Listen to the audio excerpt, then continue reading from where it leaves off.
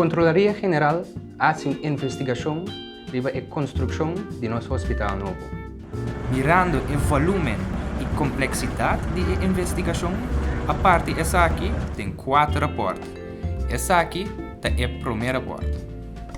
Esta é o motivo de retraso de construção e transição de nosso hospital novo. A construção a começar 22 lunas mais lá que o acordo palabrado.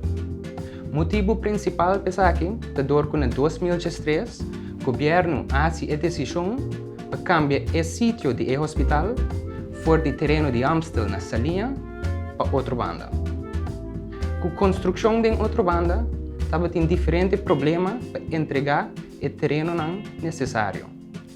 Entre outros, Hamelbergweg mestre acordo quebrar e também tráfego mestre acordo desviar.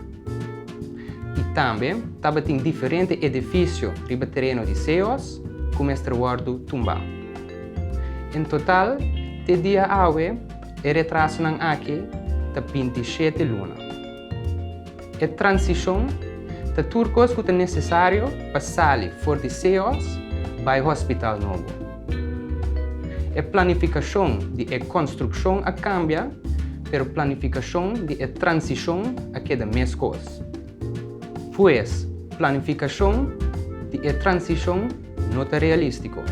Se você sabe preciso que é o motivo de todo retraso, esse é o nosso reporte.